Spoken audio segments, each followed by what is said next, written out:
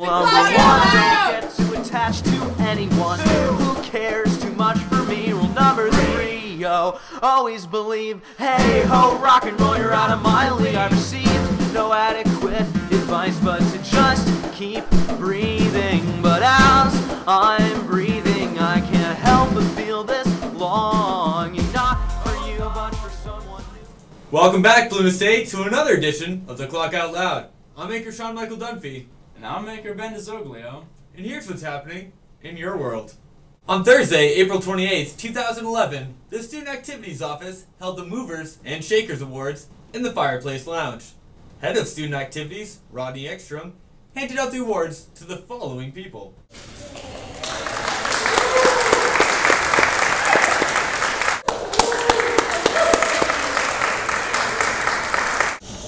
The recipient of the Mover and Shaker Award for 2011 is the class of 2012 officer.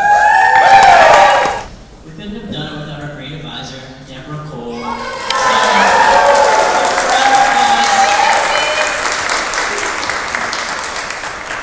We really couldn't have done it without all of PSU. It was good to go out and get everyone's acknowledgement of what was going on, what people wanted to name. It was a great contest, and I appreciate everyone's support. And start calling it Pemmy, no longer the Panther. He is Pemmy, the school mascot Panther. And thank you all. Have a good year. Thank you.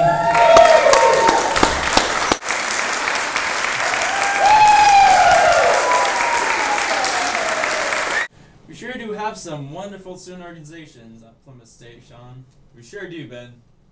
In other news, on Saturday, April 30th, Plymouth State University's Common Ground organization will be hosting their 4th annual Earth Jam Festival. Common Ground has often prided itself by saying, "We're not just an organization, we're a movement." And they are living up to that statement, as this year's Earth Jam has already 562 attendees on Facebook.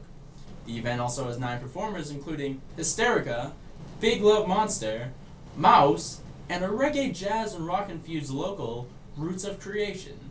Music will begin at 12 p.m. and run all day and night, including around 10 p.m. The weather seems to be pretty promising for Saturday as well. It looks that way, Sean. In other news, last Thursday, April 21st, PSU's Poets and Writers hosted an open mic at Mandarin Taste to celebrate the release of their spring Centripetal magazine. The magazine featured students and faculty poets. Writers had the opportunity to read their work from the magazine in front of a packed downstairs bar. The spider in the bathroom must be in perverted bliss from the clear-cut view he has of us every time we piss. Why choose such a living situation? I'm sure I cannot say. For other than one doomed firefly, I've seen no other prey. But if it were a man who sat crouching in his place, I should not find it as difficult to squish his porn-loving face. His hands spoke in lines and creases. The old man's grip, hardened with age, became tough and dry like the trees he cut.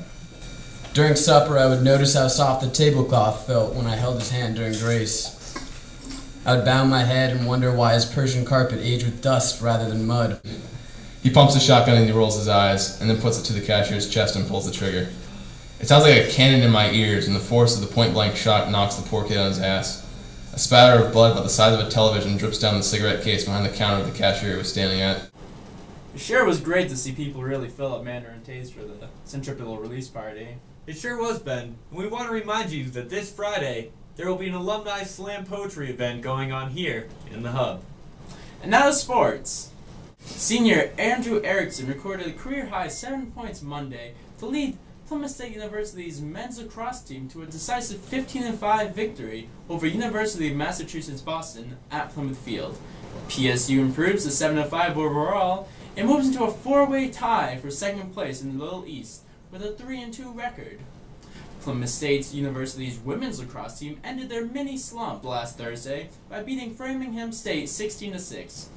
This win ended Plymouth State's 3-game losing streak and brought their overall record to 7-5, and they are 2-2 in Little East Conference play.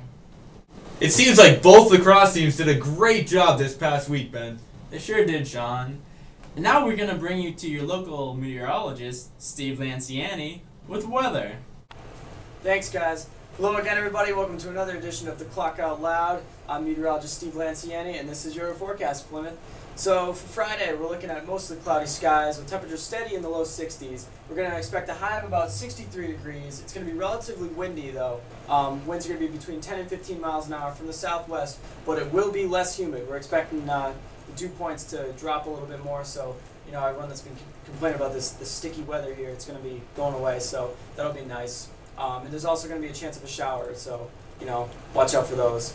Saturday, it's going to be beautiful. This whole weekend's going to be beautiful, but Saturday, I mean, brilliant sunshine, high of about 64 degrees. We're going to have a strong northerly wind, though, around 15 miles an hour. That's going to kind of keep those temperatures down a little bit. Otherwise, it might be pushing 70. But we'll have that all day, so that might keep it a little chilly. So maybe a light coat, but, I mean, get outside. It's going to be great. Sunday, it's going to be it's going to be a repeat of Saturday. We're going to expect sunny skies, but it's going to finish cloudy.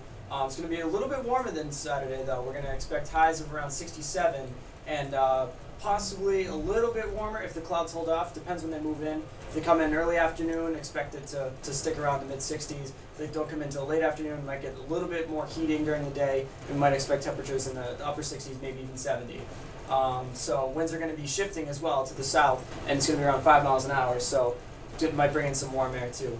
And then looking towards next week, Monday might have a chance of another shower, maybe some rain sticking around, but it's going to be more seasonable, not as humid, temperatures in the upper 50s to low 60s. It's looking like it'll clear up by Tuesday, and you know, through Wednesday will be again clear in 50s and pretty nice. So thanks again for watching, guys, and we'll see you again next week. Enjoy the weekend weather. Back to you, Ben and Chung. Thanks, Steve. Well, that's going to wrap things up for us here tonight. We want to remind you to stop by the Hub this week to pick up your paper copy of the clock, which will have more about any of the stories that we've told here tonight. I'm Anchor Sean Michael Dunphy. And I'm Anchor Ben DeZoglio. And we want to remind you, there will be another night. Good night, everybody.